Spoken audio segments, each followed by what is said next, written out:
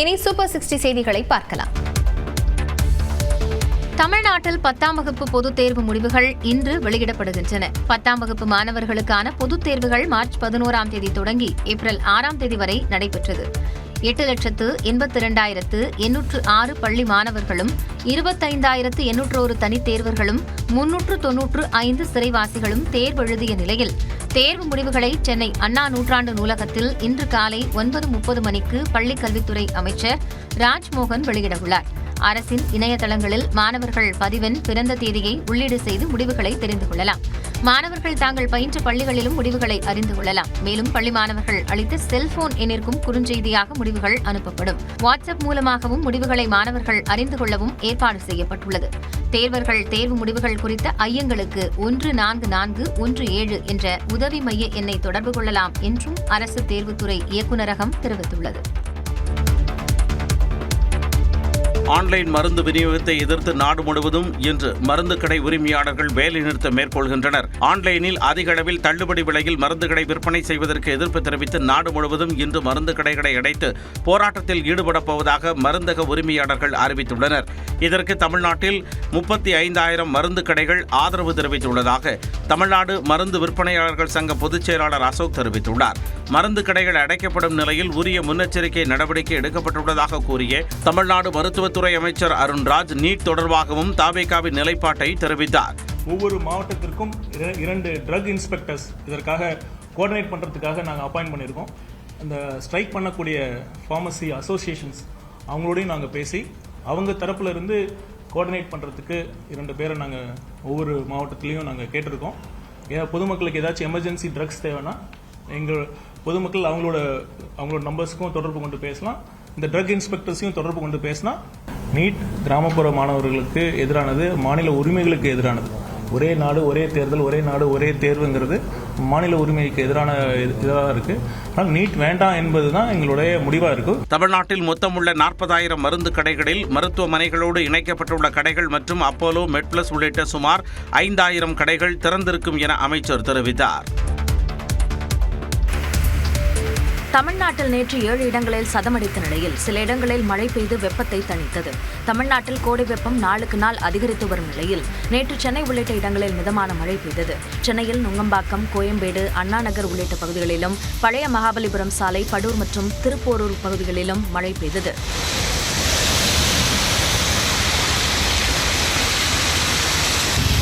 திருவள்ளூர் மற்றும் அதன் சுற்றுவட்டார பகுதிகளிலும் பரவலாக மழை பெய்தது.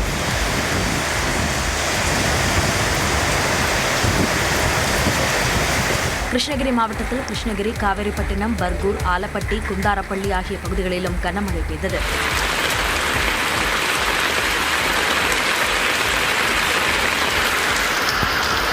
செங்கல்பட்டு மாவட்டத்தில் செங்கல்பட்டு சிங்கப்பெருமாள் கோயில், மறைமலை நகர், திருப்போரூர், திருக்கழுக்குன்றம் உள்ளிட்ட பல்வேறு பகுதிகளில் குளிர்ந்த காற்றுடன் மழை பெய்தது.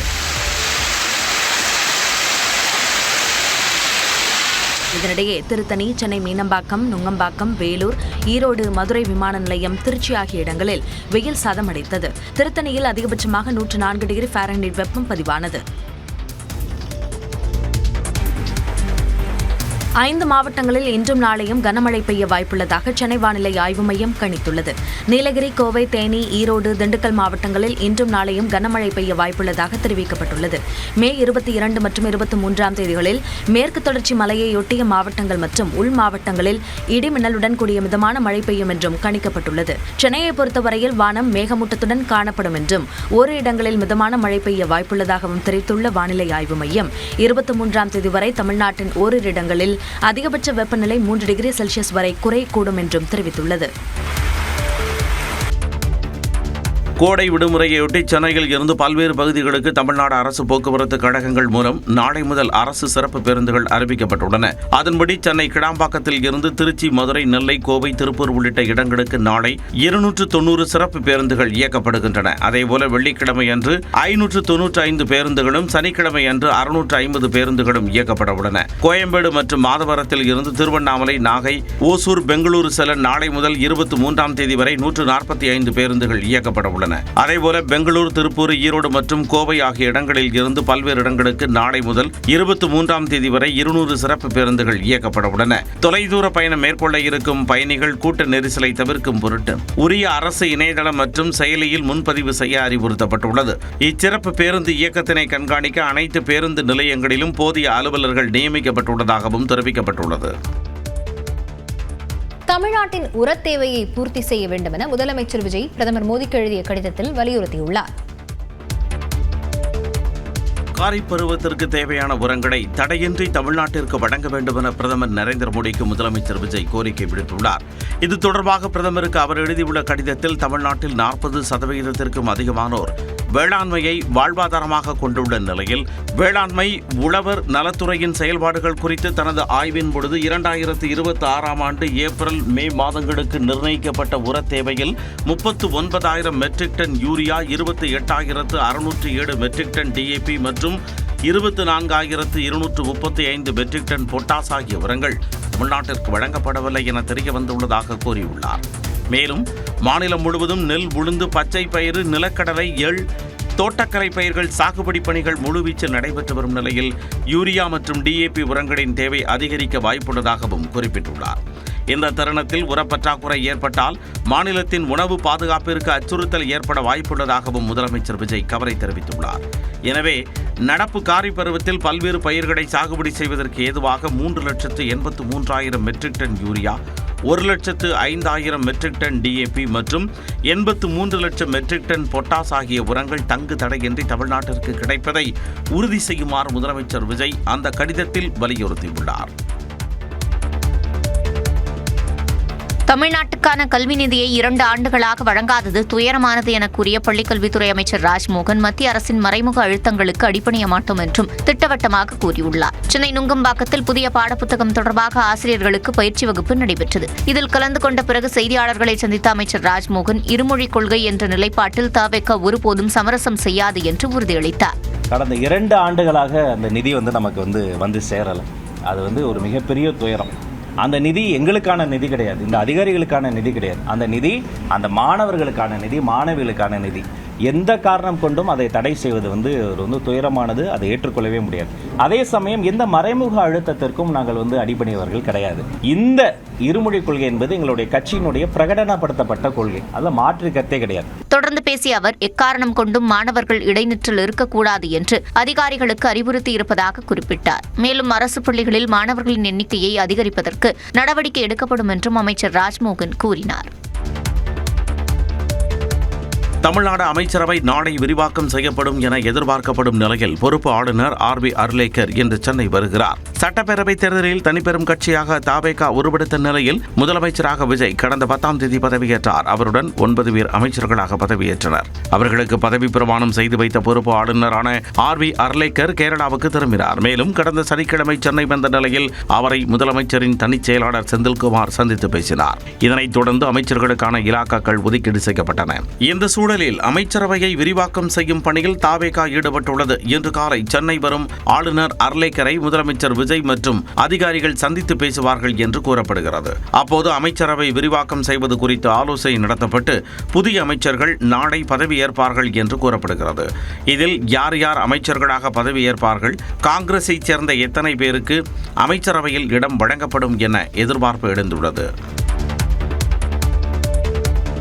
அதிமுகவிடம் ஆதரவு கோரினால் தவேகாவுக்கு அளித்த ஆதரவு குறித்து மறுபரிசீலனை செய்வோம் என மார்க்சிஸ்ட் கம்யூனிஸ்ட் கட்சியின் மாநில செயலாளர் பே. சண்முகம் தெரிவித்துள்ளார். திருத்துறைப்பூண்டியில் செய்தியாளர்களிடம் பேசிய அவர் தவேகா அரசுக்கு அளித்த ஆதரவு குறித்து விளக்கமளித்தார். மக்களால் தேர்ந்தெடுக்கப்பட்ட ஒரு அரசு தமிழ்நாட்டில் அமைய வேண்டும் என்கிற நோக்கத்தோடு தவேகாவுக்கு வெளியிலிருந்து ஆதரவு தருவது என்கிற முறையில் இடதுசாரி கட்சிகள், விடுதலை சிறுத்தைகள் நாங்கள் அறிவித்திருக்கிறோம். அந்த அடிப்படையில் ஆட்சி என்பது அமையப்பட்டிருக்கிறது. அதிமுகவை அவர்கள் அமைச்சரவையில் சேர்த்துக் கொள்வதோ அவர்களுடைய ஆதரவை தொடர்ந்து பெறுவது என்பதோ மக்களுடைய தீர்ப்புக்கு எதிரானது.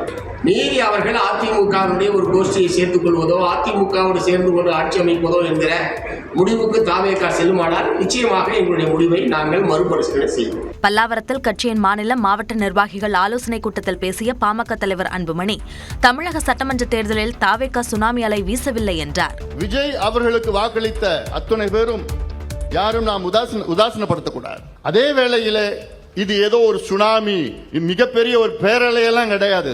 இன்று தாவேகாவுக்கு கிட்டத்தட்ட 160 170 எம்எல்ஏக்கள் வந்திருக்க வேண்டும். தாவேகா கொள்கையும் பாமக கொள்கையும் ஏறத்தாழ ஒன்றுதான் என்றும் மக்கள் நலன் மட்டுமே பாமக நோக்கம் என்பதால் தாவேகா செயல்பாடுகளை ஏற்றுக்கொள்வதாகவும் அன்புமணி தெரிவித்தார். அதிமுக பொதுக்குழுவை கூட்ட வேண்டும் என சி.வி. சண்முகம் வலியுறுத்திய நிலையில் அதற்கு வாய்ப்பில்லை என இபிஎஸ் தரப்பு தெரிவித்துள்ளது.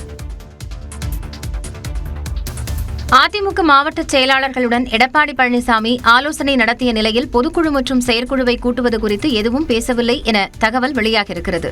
தேர்தலுக்கு பிறகு அதிமுக எம்எல்ஏக்கள் இபிஎஸ் தலைமையில் ஓர் அணியாகவும், எஸ்பி வேலுமணி மற்றும் சி.வி. சண்முகம் தரப்பில் மற்றொரு அணியாகவும் செயல்பட்டு வருகின்றனர். இந்நிலையில் தேர்தல் தோல்விக்கு பிறகு அதிமுக மாவட்ட செயலாளர்கள் கூட்டத்திற்கு இபிஎஸ் அழைப்பு விடுத்தார்.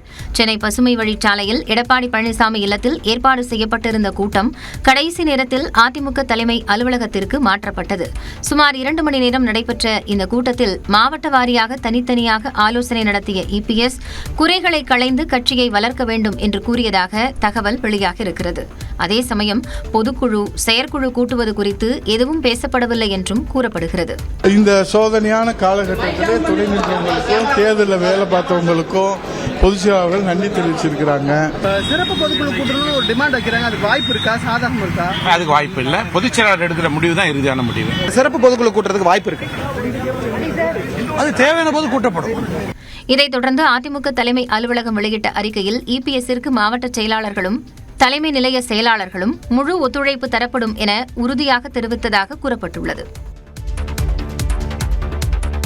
அதிமுக பொதுக்குழு எடுக்கும் முடிவை தலைவணங்கி ஏற்றுக்கொள்வதாக அதிமுக முன்னாள் அமைச்சர் சி.வி. சண்முகம் தெரிவித்துள்ளார்.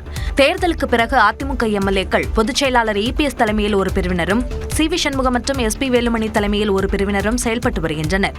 இந்த நிலையில் சி.வி. சண்முகம் மற்றும் எஸ்பி வேலுமணி தலைமையிலான குழுவினர் சென்னை எம்ஆர்சி நகரில் ஆலோசனை நடத்தினர். தொடர்ந்து செய்தியாளர்களிடம் பேசிய சி.வி. சண்முகம் அதிமுக பொதுக்குழுவை கூட்ட வேண்டும் என்றார். பொதுக்குழுவை கூட்டுங்கள், நாங்கள் வருகிறோம், எங்கள் கருத்தை சொல்லுகிறோம், உங்களுடைய கருத்தை சொல்லுங்கள், உங்களுக்கு எந்த மாற்று கருத்தா இருந்தாலும் சொல்லுங்கள், எங்களுடைய மாற்று கருத்தையும் சொல்கிறோம்.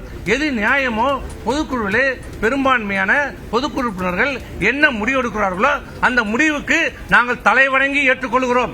தேர்தலில் வெற்றி தோல்வி சகஜம் என இபிஎஸ் கூறுவதை ஏற்றுக்கொள்கிறோம் என்று கூறிய சி.வி. சண்முகம் தோல்வி குறித்தே பேசுவதற்கு இபிஎஸ்க்கு விருப்பமில்லை என்றால் என்ன செய்வது என கேள்வி எழுப்பினார். இது என்னோட ஆஃபீஸ் செட்டப்பு. நம்ம எம்எல்ஏ ஆஃபீஸ் ரெடி ஆகிறதுக்கு இருக்குங்க. பெயிண்டிங் ஒர்க் போயிட்டு இருக்கனால இப்போதைக்கு அதை நம்ம ஷிஃப்ட் பண்ண முடியல. இந்த ஒரு சோஃபா செட்டப்பை நம்ம போட்டிருக்கனால அவங்க வீடுங்கிற மாதிரியே தப்பா நம்மள ப்ரொஜெக்ட் பண்றாங்க. அரசு அதிகாரிகளை தனது வீட்டிற்கு அழைத்து ஆய்வுக் கூட்டம் நடத்தியதாக எழுந்த சர்ச்சை குறித்து நியூஸ் 18க்கு கவுண்டம்பாளையம் தொகுதி சட்டமன்ற உறுப்பினர் கனிமொழி சந்தோஷ் அளித்த விளக்கம்தான் இது. கவுண்டம்பாளையம் தொகுதி தாவேக சட்டமன்ற உறுப்பினரான கனிமொழி அந்த பகுதி பொது சுகாதாரத்துறை அதிகாரிகளை நேரில் அழைத்து பொது சுகாதார சேவைகள் குறித்து ஆலோசனை நடத்தியதை தனது எக்ஸலத்தில் பதிவிட்டார். ஆனால் அரசு அதிகாரிகளை தன் வீட்டிற்கு வரவழைத்து ஆய்வு செய்வதற்கான அதிகாரம் யார் கொடுத்தது என்று பல்வேறு தரப்பினரும் கருத்துக்களை முன்வைத்தனர். மேலும் சட்டமன்ற உறுப்பினர் கனிமொழி சோஃபாவில் அமர்ந்து கொண்டு அதிகாரிகளை நாற்காலியில் அமர வைத்து பேசியதாக சமூக வலைதளங்களில் கண்டனம் எழுந்தது. இதனைத் தொடர்ந்து தனது சமூக வலைதள பக்கத்தில் விளக்கமளித்துள்ள சட்டமன்ற உறுப்பினர் கனிமொழி புதிய சட்டமன்ற உறுப்பினர் அலுவலகத்தில் பெயிண்டிங் உள்ளிட்ட பணிகள் நடைபெற்று வருவதாகவும் அந்த அலுவலகம் தயாரானவுடன் பொதுமக்களை அங்கு சந்தித்து பேசுவேன் என்றும் குறிப்பிட்டுள்ளார். புதுக்கோட்டை மாவட்டத்தில் மாற்றுத்திறனாளி பெண் கூட்டு பாலியல் வன்கொடுமை செய்யப்பட்ட சம்பவத்தில் 2வது குற்றவாளியும் கைது செய்யப்பட்ட நிலையில் 4 மணி நேரத்திற்கு மேலாக நீடித்த சாலை மறியல் போராட்டம் கைவிடப்பட்டது.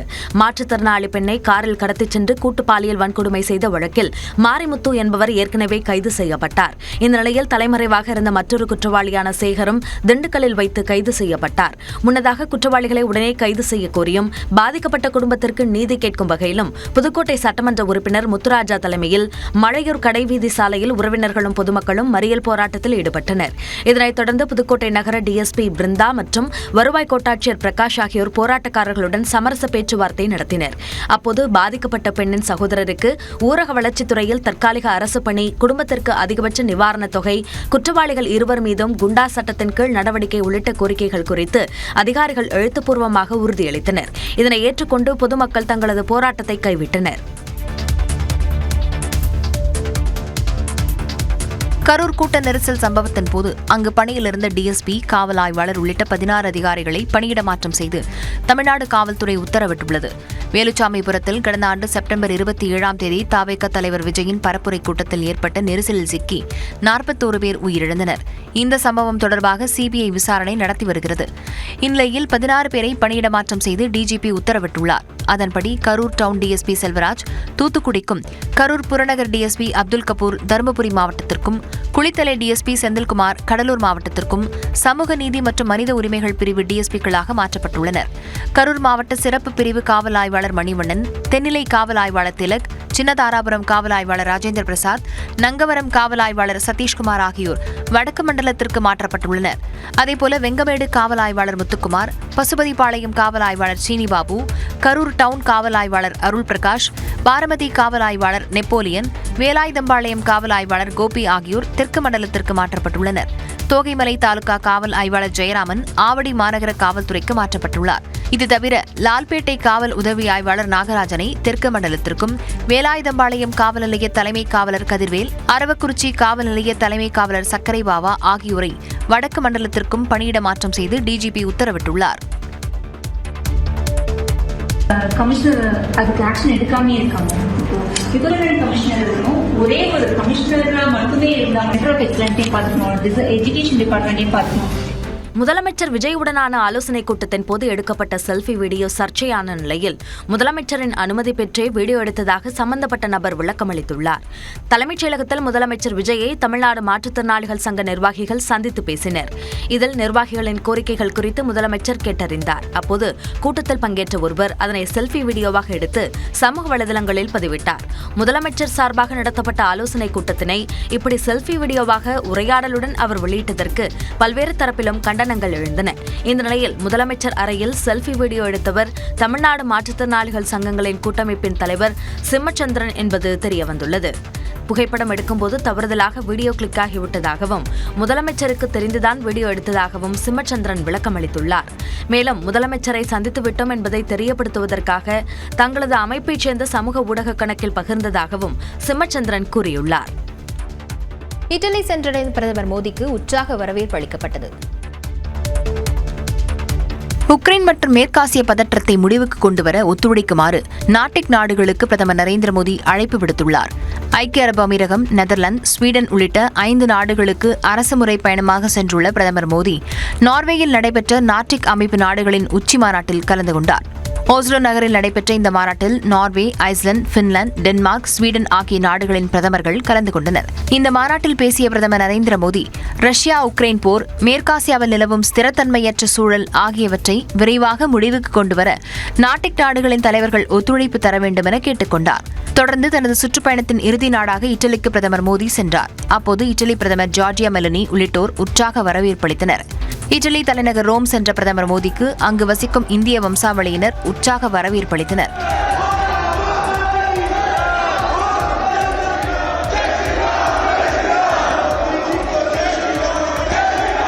இந்திய வம்சாவளியினரின் கலை நிகழ்வுகளை பிரதமர் மோடி கண்டு ரசித்தார்.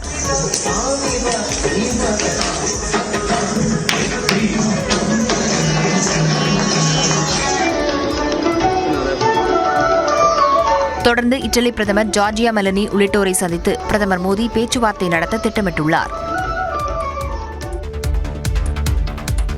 நாட்டில் பெரும் பொருளாதார புயல் வீசப்போவதாக மக்களவை எதிர்க்கட்சித் தலைவர் ராகுல் காந்தி எச்சரிக்கை விடுத்துள்ளார். ரேபரேலியில் செய்தியாளர்களிடம் பேசிய அவர் ஒட்டுமொத்த பாதிப்பையும் சாதாரண மக்களே சுமக்க வேண்டியிருக்கும் என்றார். மோடிஜி ने जो इकोनॉमी पर का स्ट्रक्चर जो बदला है, अब आर्थिक तूफान आ रहा है और दुख की बात है कि नुकसान आम जनता को. நாட்டு மக்களை வெளிநாடுகளுக்கு செல்ல வேண்டாம் என கூறிய பிரதமர் மோடியே தற்போது வெளிநாடுகளுக்கு சென்றுள்ளதாக ராகுல் குற்றம் சாட்டியுள்ளார்.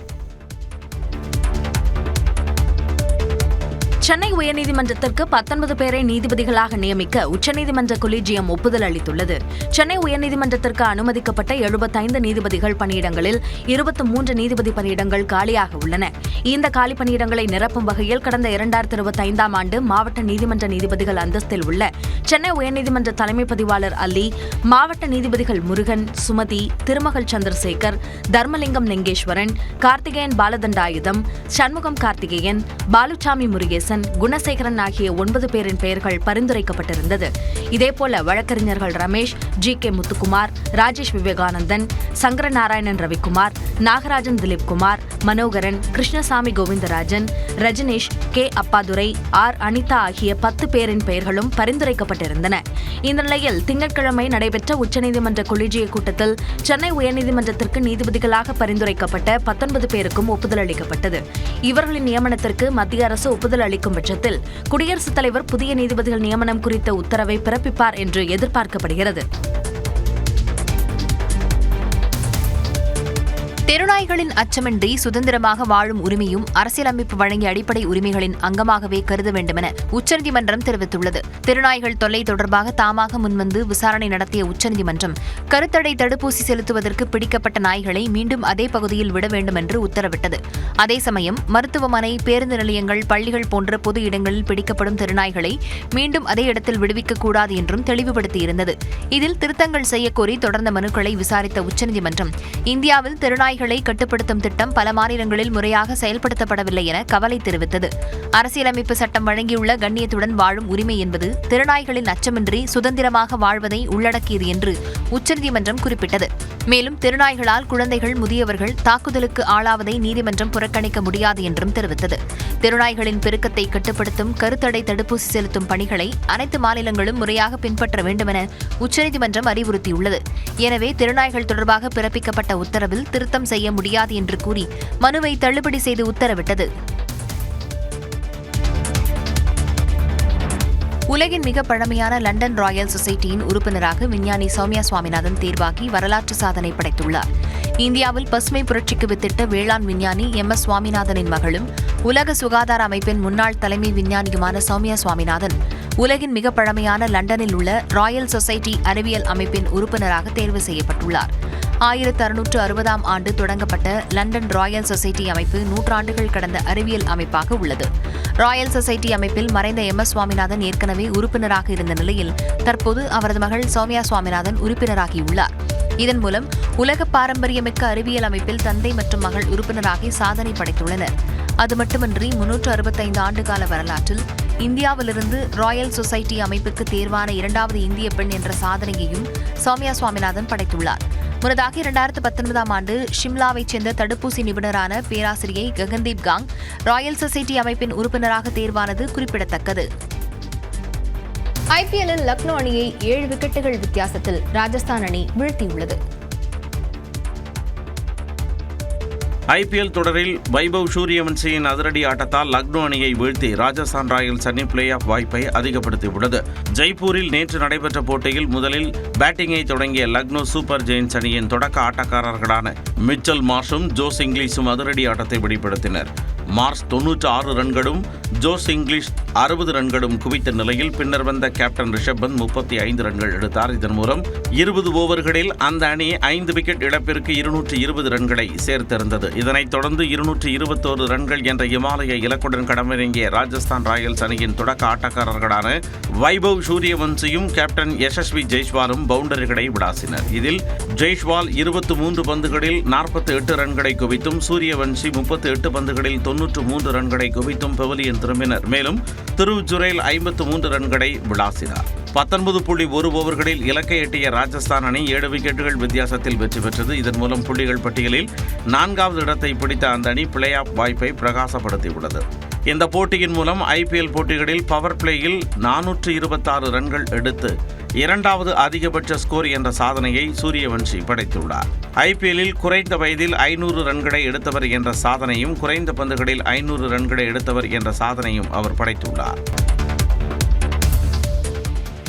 IPL தொடரில் CSK அணிக்கு பிளே ஆஃப் வாய்ப்புக்கான கதவுகள் கிட்டத்தட்ட அடைக்கப்பட்ட போதும் சில ஜன்னல்கள் இன்னும் திறந்தே இருக்கின்றன.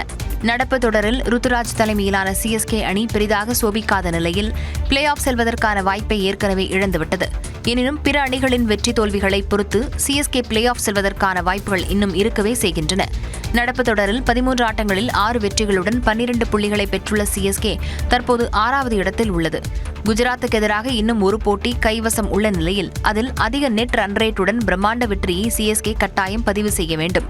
அதேபோல பட்டியலில் 4ஆம் இடத்தில் உள்ள ராஜஸ்தான் அணி மும்பைக்கு எதிராக வரும் 24ஆம் தேதி நடைபெற உள்ள போட்டியில் மிக மோசமான தோல்வியை தழுவ வேண்டும். அது மட்டுமின்றி 5ஆம் இடத்தில் உள்ள பஞ்சாப் அணி மே 23ஆம் தேதி நடைபெற உள்ள தனது கடைசி ஆட்டத்தில் குஜராத்திடம் கட்டாயம் தோற்றே ஆக வேண்டும். இன்றைய போட்டி உட்பட 2 போட்டிகளை கைவசம் வைத்துள்ள KKR அணி ஏதேனும் ஒரு போட்டியில் நிச்சயம் தோற்றே ஆக வேண்டும். இவையெல்லாம் சாத்தியமானால் மட்டுமே சென்னை சூப்பர் கிங்ஸ் அணியால் பிளே ஆஃப் சுற்றுக்குள் செல்ல முடியும்.